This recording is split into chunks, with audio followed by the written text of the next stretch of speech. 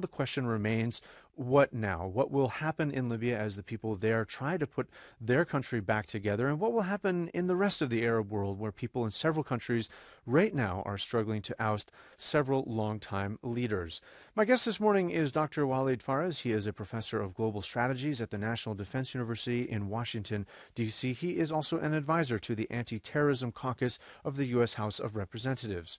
Good morning, sir. Good morning to you, Mike. Thank you. Thank you for taking the time to take our call. Libya's long-serving ruler, Gaddafi, dead. This is first for the country and for the region around it. What can you tell us? What's your reaction to this? Well, basically, this is a logical ending of the first chapter. This is just the first chapter of the Arab Spring in Libya, a movement that began in Tunisia last winter, into Egypt, into Yemen, Syria, but in Libya, instead of a peaceful revolt ending with the collapse of the regime and the authoritarian leader, it actually had to go through a civil war, and a very bloody civil war. Thousands have been killed. But at the end of the day, the rebels, that vast coalition of opposition forces held by NATO, in this case, from the air, from the sea, was able to defeat Gaddafi. Now, the big question is going to be for the Libyan people to move from under authoritarian regime into democratic system. And we've seen in the past that this is not always an easy thing, a fast thing, in view mostly of the fact that Libyan civil society did not have a chance to practice its own political freedoms over the past 4 decades and more. And in view of the fact, I might say here, that there are ideological forces among the rebels who are trying to build not a secular democracy, but an Islamist state. And a lot of people are concerned about that. I want to ask you about that in a few moments. But before we sort of look too far into the future, I do want to ask you about the circumstances regarding the death of Gaddafi. There's some confusion, of course, about precisely how he died. We know that U.S. Secretary of State Hillary Clinton has said that there should be an investigation into that. She's talking about the importance of the rule of law, particularly as the country now looks forward. What's your thought about that? Do you think it would have been better for him to have been captured alive so he could have been brought to justice?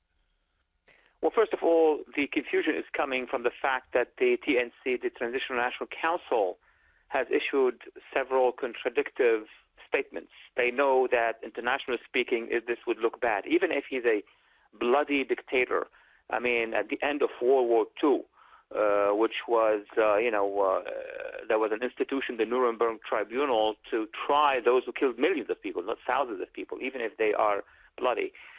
So the Transitional National Council issued several statements focusing on the fact that he was killed in an exchange of fire.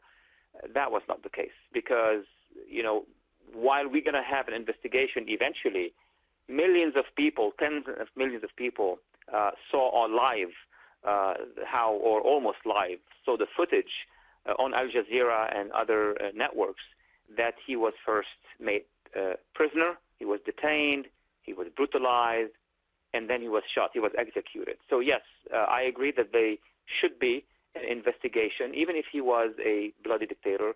And to answer your question, yes, I'm among those who think that even for, Saddam Hussein or the greatest terrorists, I would even argue for, the head of Al-Qaeda as well, Osama bin Laden, if he wasn't fighting. A trial is always better because in a trial, what you do is not just destroying that leader. You're destroying actually the legitimacy that gave that leader the right to kill so many people, and that was not done, unfortunately. Right, and of course it's a demonstration of the power of the rule of law and our free society. So no disagreement on that here. I do want to ask, though, because there are some concerns that the NTC is now essentially the leader of that country. They're the ones that are taking control at this point, and there are maybe some questions about whether they can control the country given what we saw regarding his death. What's your comment on that? Well, already over the past few hours, we've been seeing on various Arab networks a discussion that's very fast, a discussion about who has the control on the ground. And they have two levels of problems. Number one, the sheer number of weapons that are in the hands of so many people in Libya, beyond the rebel units of the army, which are the army today, beyond even the militias. You have tens of thousands of citizens who have formed private militias, ethnic groups in the West and the South, ideological factions. They all have weapons. And some of these weapons that have vanished from the warehouses are sophisticated anti-aircraft missiles, shoulder missiles. So we're talking about the possibility even of the fact that, chemical weapons may have disappeared. That should fall under the responsibility of the international community. Do everything they can with the help of the TNC and NATO and other forces to locate and then bring those weapons under control. Second, you have the issue of the militias. The head of the Transitional National Council and the officials of the military council said, well, we're going to ask all the militias to, come forward, remit their weapons, and we will integrate them in the new army.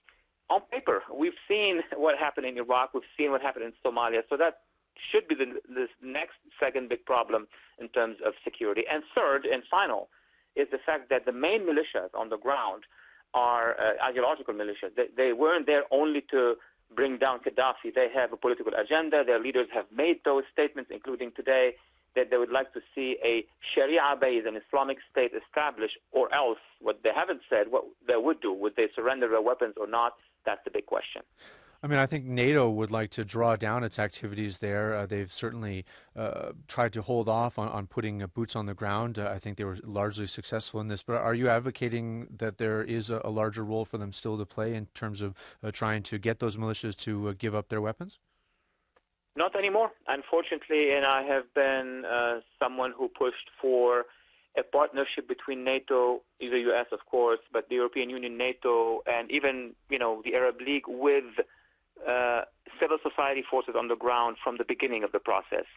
Now that NATO had limited itself to air support, air power, and naval power, and now that the Transitional National Council has many leaders, including militia leaders who are saying we don't want, any NATO presence on the ground, you can't force that presence. So now we are in a cycle whereby only Libyans can basically fix the problem, and fix the problem meaning that the bureaucracy of the Libyan army will have to make sure that in the shortest period of time, they will, one, regain all the control over the weapons, two, disarm the militias, and three, form a real central army, which is not going to be supporting one faction, one political faction against another political faction. So all what NATO can do now is to politically negotiate and support the central government, and hopefully there will be democratic and fair elections in the not-so-distant future. Okay, I want to ask you about what the Transitional Council needs to do in terms of those democratic reforms. But first, we have some sound here, a clip of Mahmoud Jibril, Libya's interim prime minister, as I understand. He was speaking with BBC on this issue. I want to play that, and then I'll get your reaction to it. Constitutional declaration stipulates that after the fall of the regime and the total liberation of the country, we're going to have an election to form what we call a National Congress. The National Congress should oversee the drafting of the Constitution. After that Constitution is approved in a referendum, then we go to a parliamentary elections. Probably 3 months later, a presidential elections should take place. Is that too soon or about the right time? I think everything is about the right time if you have the right intentions. So, the head of the Transitional National Council, both the commander and the vice commander, or the president and vice president, have said clearly throughout the weeks and the months, and their ambassadors worldwide have repeated that they're going to go for an interim government and then going for elections, legislative elections, and then forming this constitutional entity that would work on the Constitution. On paper, this is the process. The problem is that today, in his speech, Mr. Abdel Jalil, the president of the council, said, there shall be no law outside Sharia law. He has already, narrowed the debate to Sharia law. So that is something that the legislator is going to say, number one. And actually, there's a human rights declaration that says, laws are basically enacted by people and voted. It's not, you descend laws from a religious perspective. So I see that you have, on the one hand, a narrative that says there will be a process, but on the other hand, a very ideological narrative that worries me. I mean, obviously, if they go to the polls today, we're going to end up with an Islamist government, which isn't necessarily bad in and of itself. But as you say, they are promoting a Sharia law. Do you think, therefore, that it makes more sense to, let's say, hold off a little bit longer on those elections and try to give the secular forces to rebuild? Because my understanding is that essentially what Gaddafi has done over the last 4 decades has broken down all parts of civil society, and those secular groups really need time to form themselves. Is that a fair comment? What's your take? Absolutely. That's the absolute correct direction.